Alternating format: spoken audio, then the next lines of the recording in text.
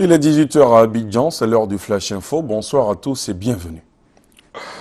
Le nouveau président élu de la Guinée-Bissau, José Mario Vaz, est arrivé cet après-midi à Abidjan dans le cadre d'une visite d'amitié et de travail de 24 heures. Il a été accueilli par le chef du gouvernement ivoirien, Daniel Kablan-Duncan. José Mario Vaz s'est ensuite dirigé directement vers le palais présidentiel au Plateau, le quartier administratif et des affaires de la capitale économique ivoirienne, où il sera reçu en audience par le président Alassane Ouattara. Les deux personnalités pourraient échanger sur les relations bilatérales entre la Côte d'Ivoire et la Guinée-Bissau, ainsi que l'actualité sous-régionale dominée par la crise au Mali. À l'hémicycle, sur la table des députés réunis ce matin en plénière, 4 projets de loi. Ils portent sur les principes fondamentaux de la politique de développement durable, la création et l'organisation, le fonctionnement des juridictions de commerce, la médiation conventionnelle et la promotion de la protection des défenseurs des droits de l'homme. Ces projets de loi ont été adoptés par les parlementaires. Dans la grande édition, le reportage de l'une de nos équipes. Abidjan vient d'accueillir hier et aujourd'hui un colloque international sur la réglementation de la communication audiovisuelle par le satellite et les nouveaux moyens de diffusion. La rencontre devrait permettre de faire des recommandations aux États membres du réseau des instances africaines de régulation de la communication en vue de la mise en œuvre d'une régulation harmonisée en la matière. L'initiative de la Haute Autorité de la Communication Audiovisuelle, la HACA, une centaine de participants venus d'Afrique et d'Europe, des experts et opérateurs de la communication audiovisuelle et des télécommunications ont pris part aux travaux.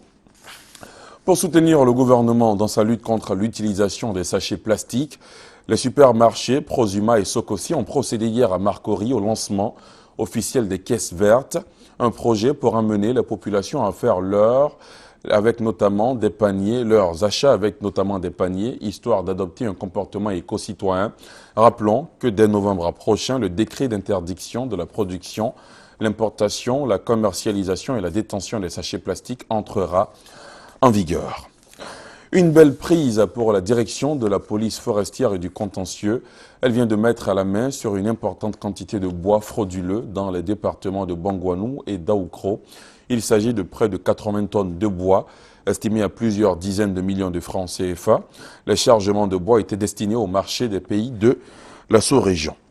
À l'étranger, des centaines de terroristes sont emparés hier de Mossoul, deuxième ville d'Irak, de la province de Ninive, de plusieurs parties de Kirkouk et de 2 secteurs de Salah ad-Din dans le nord de Bagdad.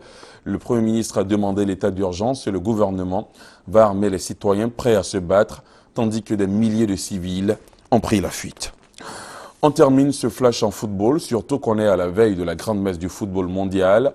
Au Brésil, la ville de Monteciao, dans l'état de Minas Gerais, a choisi d'adopter la Côte d'Ivoire durant tout le mondial. En plus du Brésil, les populations supporteront les éléphants de Côte d'Ivoire. Pour sceller cet engagement, elles ont offert une grande fête aux Ivoiriens en présence des autorités brésiliennes et ivoiriennes. Reportage.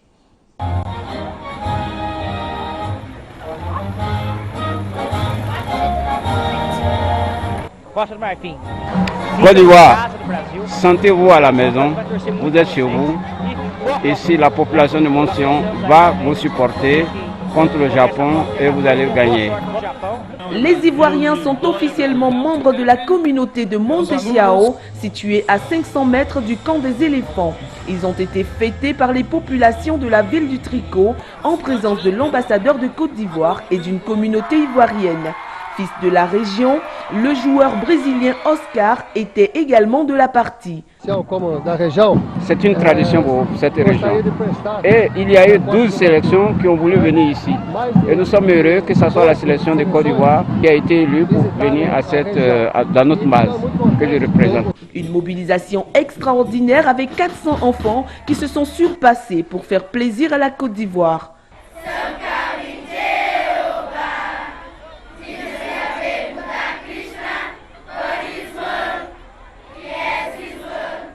C'est une très grande gentillesse parce que Mont-Sion, en fait partie d'un autre État. Mais même comme ça, ils sont allés demander même aux autorités ivoiriennes de pouvoir participer à cette fête. Vraiment, non, nous leur tirons le chapeau. En tout cas, ça a été pour moi une surprise très agréable. Ça me confirme dans ma fierté, dans ma croyance du renforcement de la consolidation des relations qui existent entre la Côte d'Ivoire et notre pays.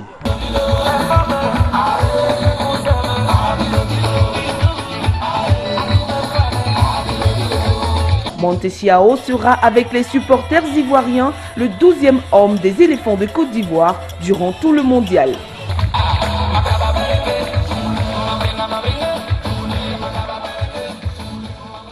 C'est la fin de ce Flash Info. Merci de l'avoir suivi. L'information revient à 20 h.